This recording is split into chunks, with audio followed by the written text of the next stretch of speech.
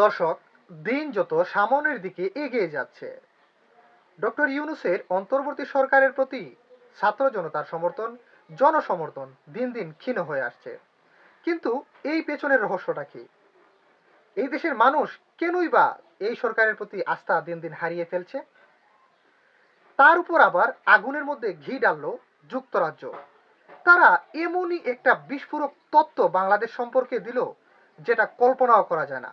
দর্শক, কি এমন বিস্ফোরক তথ্য দিল যুক্তরাজ্য? আজকের ভিডিওতে আমরা সেটাই জানবো। কিন্তু বিষয়টা হচ্ছে, আপনাকে একটু কষ্ট করে ধৈর্য ধরে পুরো ভিডিওটি না টেনে দেখতে হবে। এই যে অন্তর্বর্তী সরকার, জুলাই আগস্টের বিপ্লবের পর এক সাগর রক্তের বিনিময়ে অর্জিত এই স্বাধীন রাষ্ট্রে অন্তর্বর্তী সরকার ডক্টর ইউনূস প্রধান উপদেষ্টা হয়ে উনি ওনার পছন্দ মতো উপদেষ্টাদের নিয়ে দেশটাকে সুন্দর করে চালানোর চেষ্টা করছেন।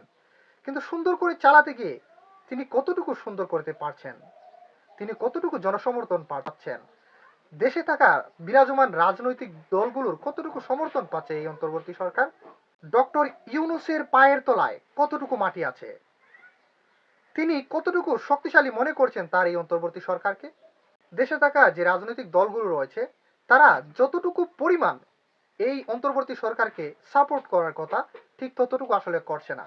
সেটা এদেশের সাধারণ জনগণ থেকে একেবারে ভিআইপি পার্সন পর্যন্ত সবাই জানে যে এই সরকার সঠিকভাবে রাজনৈতিক দলগুলোর থেকে সমর্থন পাচ্ছে না। কারণ তারা নিজেরাই দ্বন্দ্বে লিপ্ত হয়ে যাচ্ছে। এক রাজনৈতিক দল আরেক রাজনৈতিক দলের বিরুদ্ধে বিবৃতি দিচ্ছে, উস্কানি দিচ্ছে, তাদের উপর হামলে পড়ছে। যেখানে যেখানে ফেসিবাদ বিরোধী শক্তি এক জায়গায় দাঁড়ানোর কথা ছিল, একটা তাঁবুতে এসে জমায়েত হয়ে দেশটাকে সুন্দর করে চালানোর কথা ছিল, সেখানে হচ্ছে ভিন্ন। ফেসিবাদের পক্ষের যে শক্তি, তাদেরকে সামনের দিকে এগিয়ে যাওয়ার জন্য রাস্তা তৈরি করে দেওয়া হচ্ছে। এরা তো অন্তর্বর্তী সরকার, এরা কিভাবে দেশে সঠিকভাবে সংস্কার করবে আর ফেসিস্টদেরকে আইনের আওতায় এনে সুষ্ঠু একটা বিচার করবে?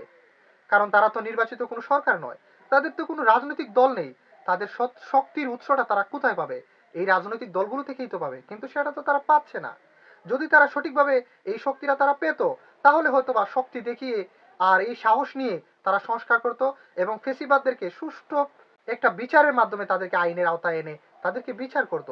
দর্শক, যুক্তরাজ্য বাংলাদেশের এই বিরাজমান ইস্যু নিয়ে মুখ খুলেছে।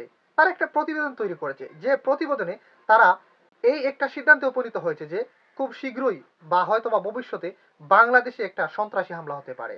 যুক্তরাজ্য বাংলাদেশে থাকা তার সকল নাগরিকদের এবং বিদেশি যারা নাগরিক রয়েছে সবাইকে সঠিকভাবে সতর্ক অবস্থানে তাদেরকে থাকার কথা বলা হয়েছে।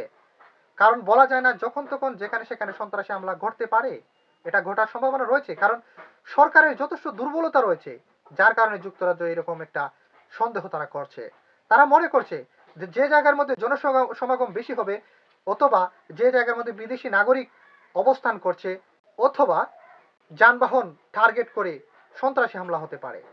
এই তথ্যগুলো যুক্তরাজ্য বাংলাদেশকে জানিয়েছে এবং বাংলাদেশকে সতর্ক করেছে যেন এ বিষয়ে একটা পদক্ষেপ বাংলাদেশ নেয়।